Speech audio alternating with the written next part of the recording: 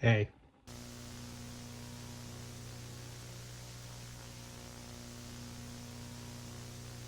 I was going to do a bit where I grew into frame, but I don't know how to do that yet.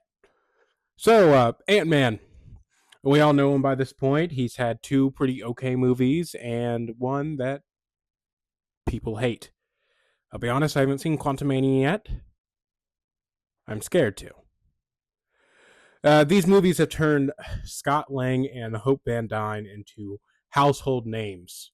However, I've recently become more interested in the original Ant-Man and the Wasp, Hank Pym and Janet Van Dyne. I think it's a shame that we weren't exposed to them in the first Avengers. I would have really loved to see their dynamic on the big screen. To my mind, they are one of the first crime fighting romantic duos, and I am a sucker for that kind of dynamic. So, in today's video, I wanted to take a look at the origins of the original Ant-Man and the Wasp. So, today I'm going to read Tales to Astonish number 27, the first appearance of Hank Pym, 35, the first appearance of Ant-Man, and number 44, the first appearance of Janet Van Dyne, the Wasp. So let's make like Ant-Man and shrink down and get right into it.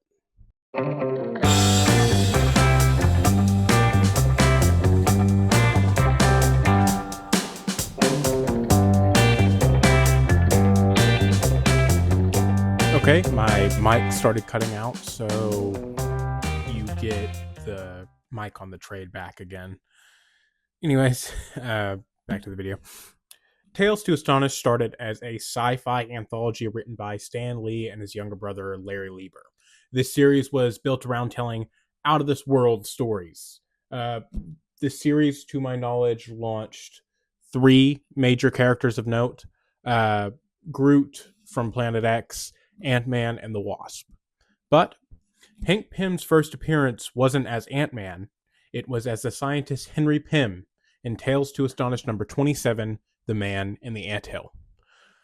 For those of us who aren't old, Hank is a nickname for Henry, apparently. Shrinking had its place in sci-fi and popular culture long before 1962. From the Chinese myths of the Longbow Kingdom to the Hindu myths of Hanuman, to more contemporary works such as Alice in Wonderland, Dr. Cyclops, and The Shrinking Man. This issue was just another entry into that pool of shrinking stories. So let's go ahead and take a look at the issue then. The story begins with Hank having just discovered Pym particles, which he refers to here as growth potions. And he starts testing it on a chair.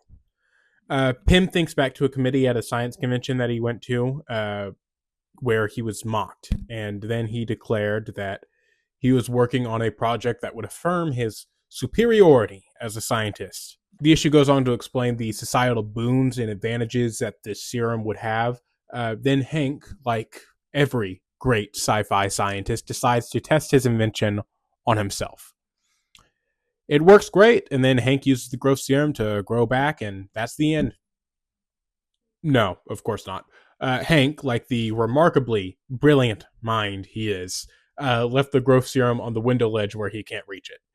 Hank stumbles through an open door where he is heard by a colony of ants who chase him into their anthill. A friendly ant saves him from drowning inside the hill.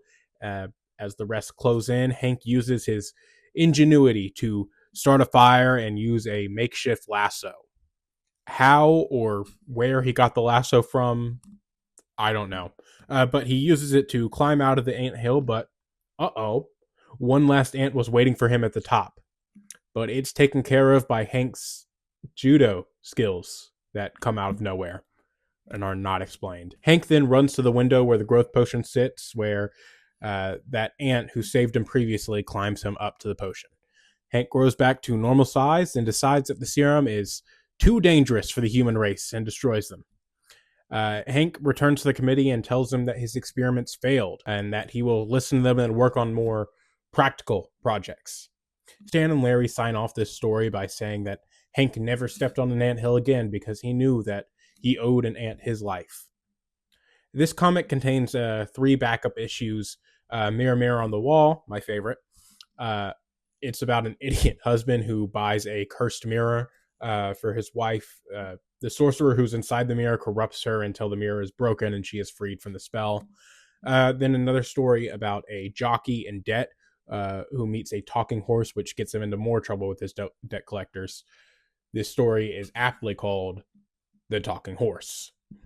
The final story is a story called Dead Planet about an alien race called the Komuk, who would send one individual to conquer a planet. Should that individual fail, all Komuk would leave and return to their home planet. A member of the Komuk named Mopox is dropped on a barren planet where he cannot find the inhabitants and withers away and dies, failing his mission. The inhabitants are revealed to be rocks that inhabit the planet. So, pretty interesting issue. I won't talk about the backup issues anymore, the backup issues and the rest of the issues. I just wanted to talk about these because they were kind of interesting, but that's not what we're here to discuss. This issue serves as a novel and fun adventure to introduce a one-off character. The scientist who has something to prove has his crowning achievement turned on him, and now he has to survive. While he's designed as a one-off story, it's easy to see how his story would expand from here. Why did he want to create the serums in the first place? What's his relation to this convention? Why does he know judo out of nowhere? What becomes of his life after you turn page 7? So why don't we find out the answer to some of these questions?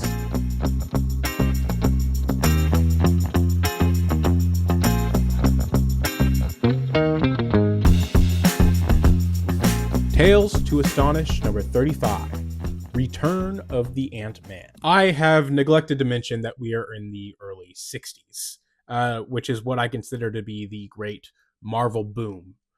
In the 1960s, Atlas Comics, now officially Marvel Comics, started releasing many new heroes that were redefining the genre and breathing new life into it. 1962 was the year of the Marvel superhero. So let's go back and see what was happening. In November of 1961, the first issue of Fantastic Four, Marvel's First Family, was published, and it was a smash hit. Then we move on to May of 1962. An Incredible Hulk #1, an experiment gone wrong, turned man into misunderstood monster that just wanted to be left alone. Then we come to June, where they announce that one of their one-off characters is a brand new hero, Ant-Man, in Tales to Astonish number 35. You flash forward to August, and that's when we get Journey into Mystery number 83, the first appearance of Thor, Amazing Fantasy number 15, the first appearance of Spider-Man. But let's stick to June right now. In Tales to Astonish number 35, titled The Return of the Ant-Man. This issue begins by reintroducing us to Henry Pym, recapping the events of The Man in the Anthill. The issue then tells us of the events after that story. Weeks later, Hank had a change of heart about destroying the serums and created them again, in the hope that someday the world might be prepared for them. We also see Hank studying ants and building a helmet and uniform to communicate with ants and protect him from being bitten. We are then told that Hank is working for the US government on a gas that would make soldiers immune to radioactivity. Whatever that means. The Soviet Union finds out about this and sends agents to rob Pym's laboratory for the formula to this gas. The agents raid Pym's laboratory looking for the anti-radiation formula, taking the scientists inside hostage. Pym dons the helmet and the suit that he designed, shrinks down, and uses an ashtray and rubber band to spring himself outside. Then Ant-Man returns to the ant hill. Hank turns on his helmet and stops all ants except one from attacking him. But during the attack, he discovers that he still has the strength of his normal-sized form. The creative team behind this book is constantly giving little tidbits about ants. It tells me that they definitely did their research on ant colonies. Anyways, the ant bites Pym and the suit stops him from being hurt.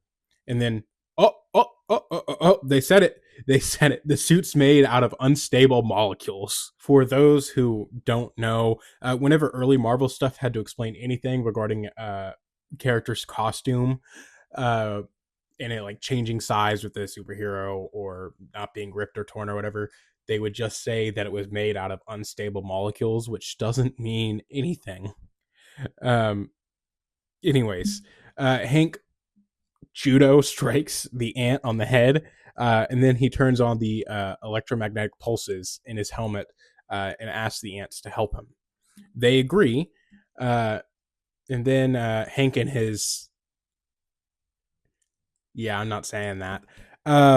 Hank and his ant army immediately run into a beetle. Hank follows Shane Topp's example. Look, send me to the beach now. I'm gonna start digging a hole. No, okay, yeah. I feel it. No, I have to dig. Let's I have to. It's so fun. Sorry, you get to the and digs a hole. Then he lures the beetle into the hole covering of dirt. Hank rides one of the ants back to his laboratory. Once inside, Hank unties his colleagues, but notes that since the agents are still armed, the hostages can't take back control. So he has his army of ants attack the spies to disarm them. This is some freaky Final Destination stuff to me. This crap scares me so much. Imagine getting swarmed by ants, all of them biting you. I think I would just die, just expire on the spot. My soul would leave my body. Keep bugs off of me. I won't commit a crime now, but if there was somebody out there who could do this to me, there is no chance in hell that I would even jaywalk. Anyways, the ants disarm all the spies, which allows the now freed scientists to apprehend them. Hank returns to his office and grows back into normal and joins the others. In the last panel, Hank wonders if he'll ever have to become the Ant-Man again. Stan, in his editorial box, says that yes, of course he will. This is a really fun issue. At its core, it's a standard superhero outing. Soviet spies are trying to steal Hank's invention, but little do they know that he's been preparing to be the Ant-Man for months. What changes up this outing for me is the addition of some of the Silver Age wackiness in the Ant Hill. Hank uses household objects to launch himself outside. Hank judo striking a worker ant on the head. Hank being attacked by a beetle and digging a hole to trap it. This kind of sets apart the issue for me. On another note, I will say that the evolution of the Pym particle is interesting to see. It hasn't changed yet, but it's weird to see how inconvenient it is right now. Okay, so I just learned about this, so now you have to. In the Marvel Universe, one of the fundamental building blocks of matter, along with protons, electrons, neutrons, and leptons. Okay, side tangent to my side tangent. What the hell is a lepton? I know protons and electrons and neutrons, but I've been researching for 30 minutes, and I don't understand a single thing about leptons. They're apparently elementary particles, and apparently electrons are leptons, but protons are not leptons. Something, they have a half integer spin, whatever that means. They respond to weak force, but not strong force. What does that mean? I took high school chemistry. I'm not stupid. I hated it, but I took it. Please explain it to me like I'm a fifth grader. Okay, side tangent over. Anyways, Kribons are one of those fundamental particles in the Marvel Universe. They apparently control the size of everything in the universe. Hank managed to develop Pym particles as a way to manipulate these subatomic particles by transporting matter to and from the Cosmoverse. This will be kind of important for the next issue we're talking about, or vaguely related, I guess. Anyways, he does this first as a serum, then as a gas. Then it was later revealed that repeated exposure to the Pym particle causes your body to produce its own, which allows you to shrink or grow size without use of external particles. Like I said, it's extremely interesting to see how the Pym particle has become more convenient and easy access. Because here in this issue, Pym still has to set up how he's going to change back and how he has to get places. But really, there's not much more to discuss about this issue. It serves as a great introduction to the zaniness and the ingenuity of the astonishing Ant-Man.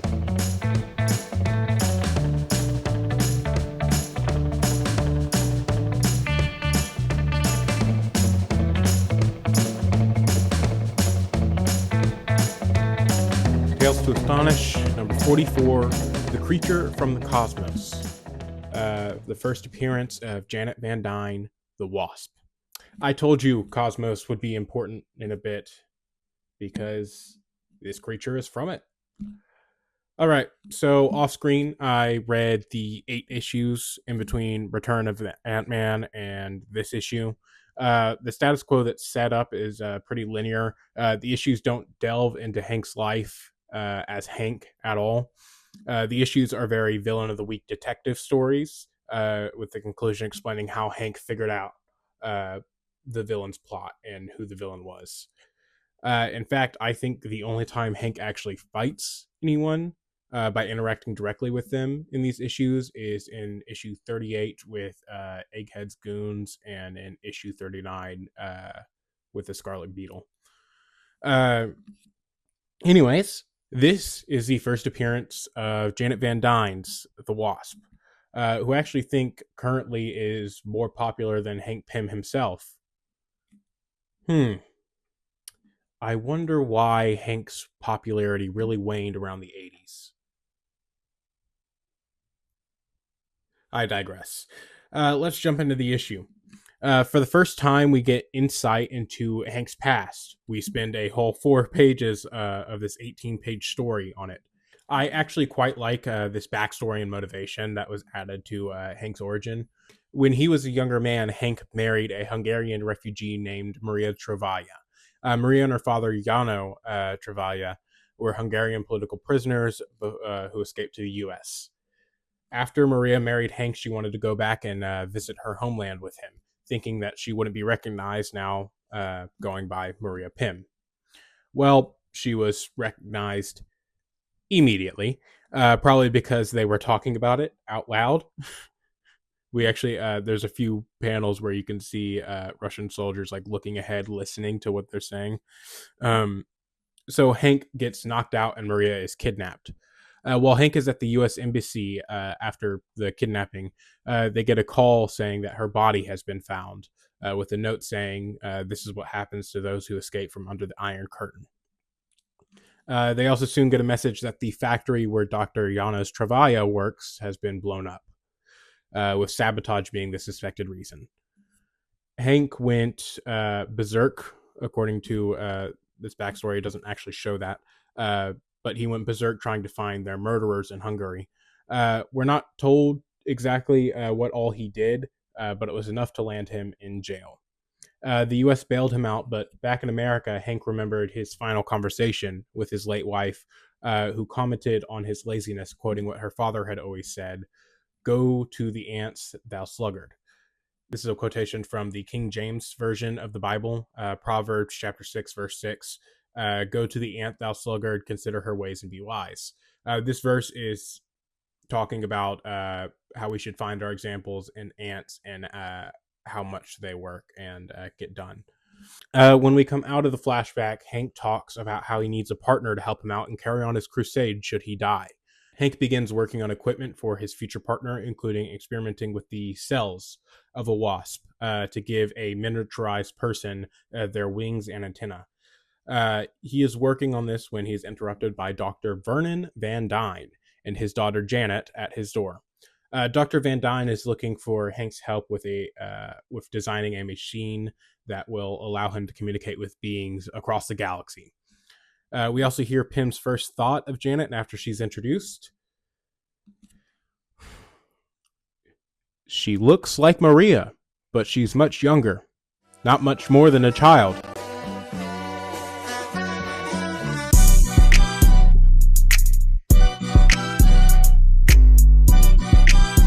Yeah, you can bet I'm going to talk about that later.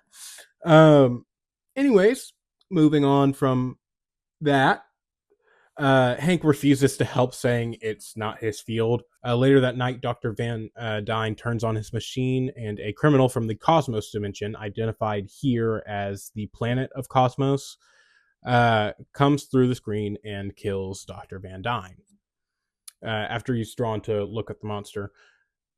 This ability is not really explained in the book, and to be fair, it doesn't really matter. It only really matters that Dr. Van Dyne is dead, but the creature has the ability to kill people by making them look at it. When Janet returns and finds her father, she panics and calls the only person that she can think of, Hank Pym, who doesn't believe her. He thinks that she's just getting her kicks out of trying to worry him. His aunt network tells him that Dr. Van Dyne is dead, and then he believes Janet. As Ant-Man, he goes to visit the crime scene, and Janet, he examines the body and then talks to Janet, who tells him how she won't stop until he's avenged. This speech changes his mind on her and inspires him to take her as his partner. He instructs her to call his FBI contact and come to Henry Pym's laboratory. Ant-Man talks to his aunts, who uncharacteristically left him. They tell him that the creature has the same formic acid around it that ants produce, and the ants got scared. Back at Pym's laboratory, Janet arrives right after Hank does. He asks if she meant what she said about wanting to avenge her father. She says yes, and that she wants to hunt down all of the human wolves that prey on honest people. She finishes off this speech by saying Hank must think she's just nope,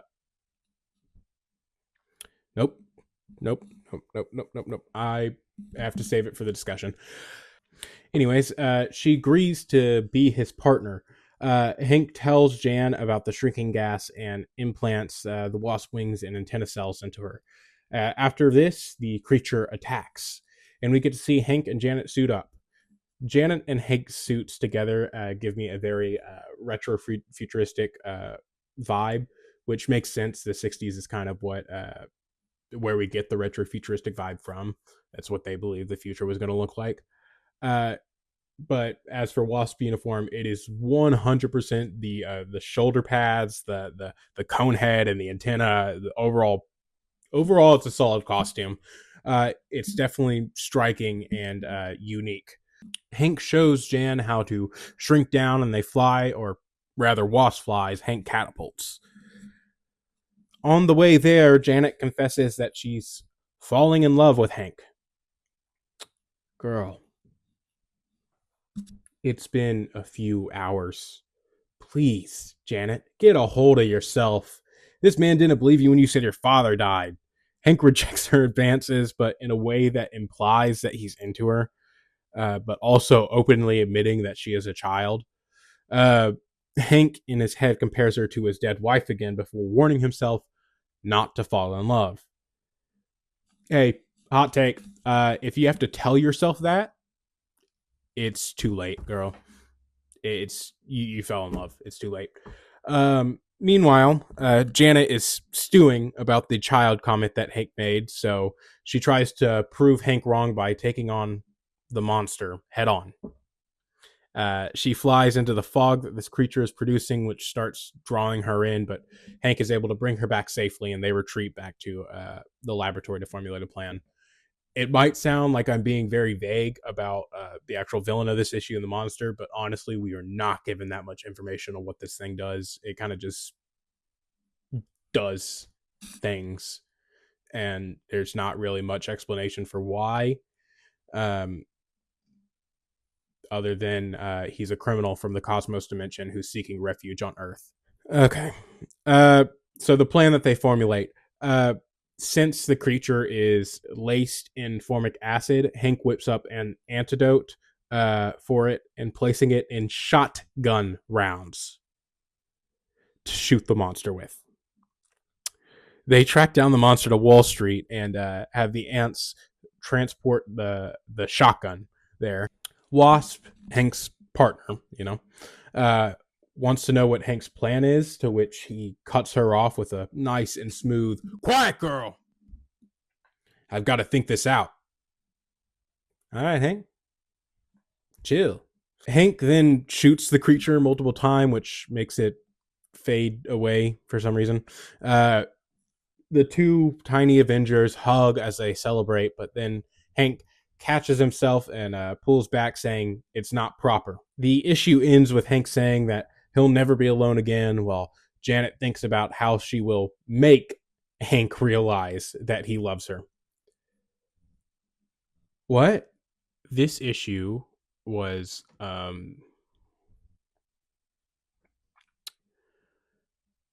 I'm trying to be positive on this channel. So let's start with what I liked. I really like the whole Maria Pym backstory. It certainly adds context to why Hank is doing this and why he started his research in the first place. It also gives him more character and more things to empathize with when it comes to his character.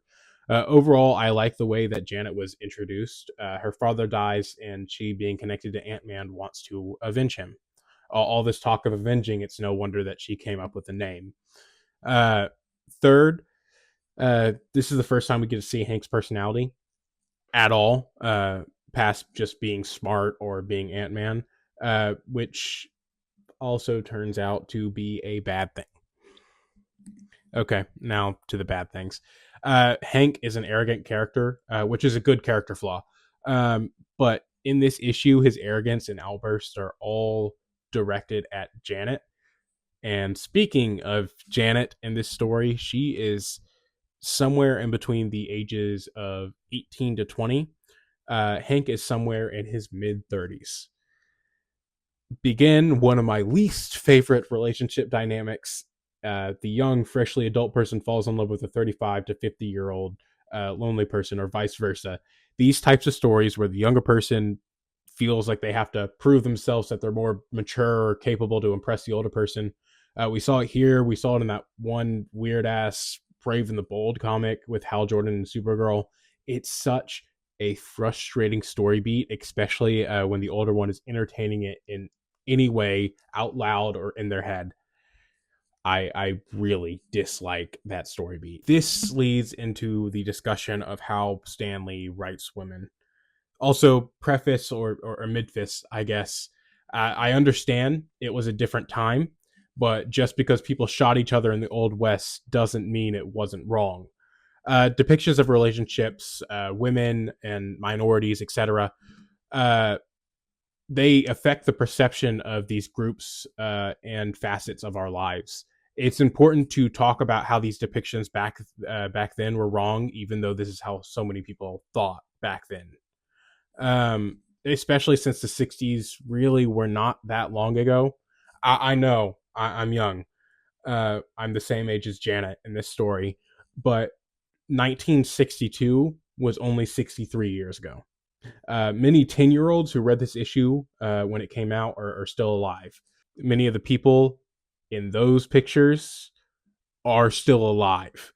The woman who lied about Emmett Till whistling at her, which resulted in Till's death, only died 2 years ago, as of the making of this video. Sociologically speaking, the 60s just happened. Do we understand each other? Good. Mitfis over. Stan Lee cannot write women. I noticed it when I read through Amazing Spider-Man for the first time. I stopped reading Stan Lee's Daredevil run because of how awful this issue was. And within 4 pages of Janet's introduction, I noticed it. This is the second time in a Stan Lee book that I have read the phrase silly or foolish female. Uh, and I hate it. And you flash over to the Fantastic Four books, and we get some words along the same track. Not a fool, just a female.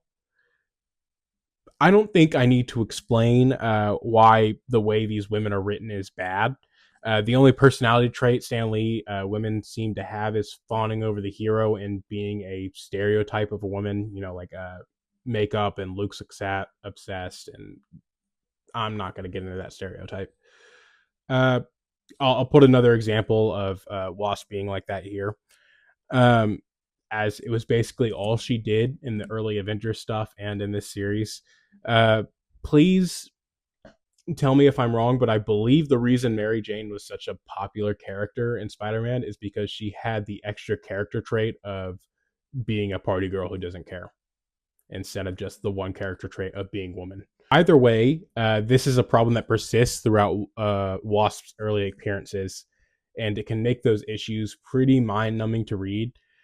I am aware that early Marvel female heroes like Janet, Sue Storm, and Jean Grey did a lot for the advancement of women in the genre as a whole, but that does not excuse them from having these massive faults in their writing nor does it mean that these characters can't be criticized for being sexist and misogynistic portrayals of women. Overall, 2 out of the 3 issues do a good job of setting up the characters, and they're really fun issues to read. While the final issue ends up setting the personalities of its 2 headliners, and it kind of flops for me.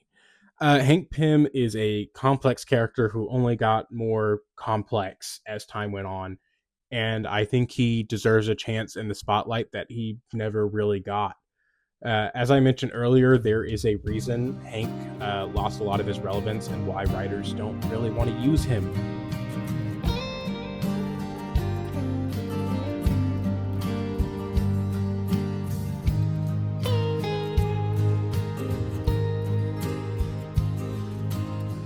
I haven't read this specific issue in a long time because I want to eventually make a video about Hank's mental decline and the Yellow Jacket persona. Um, what you need to know for this video is Hank had several severe mental breaks over a period of time, which led him to becoming more erratic, threatening, and hostile. This eventually led to a storyline where Hank finally snapped when Janet, now his wife, under equally dubious circumstances, grabs him and tries to reason with him. He backhands her.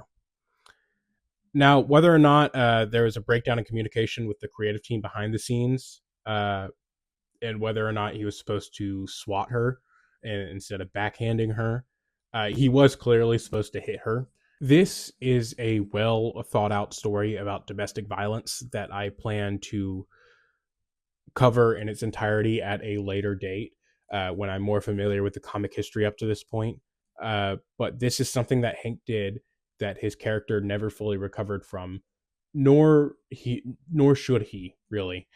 But relating this back to the stories here, I can see how Mr. Quiet Girl would suffer a breakdown and begin threatening Janet, especially at the pace he was going. And this is just a shockingly real story. A young girl fresh out of high school meets an older man doing great things, and upon joining him, his repeated failures and shortcomings grow his insecurities to a point where she doesn't matter anymore, and he starts taking it out on her. And that story starts right here with this issue. I'm going to continue to read Ant-Man and the Wasp stuff, if not for Hank's next video, then just to see the downfall for myself. The first time I ever saw Hank was in a Spider-Man trade back. I'm actually holding it right now. Marvel Knights Wild Blue Yonder. Ooh, sorry about the shine. Anyways, that's the first time I saw him, and he was alone in his garage or in his house. And I want to see how he got there. I hope in between now being these few issues, and then that there's some happiness and respite for Ant-Man and the Wasp. And I hope that future writers can bring that respite to Hank and Janet, whether that be together or separate.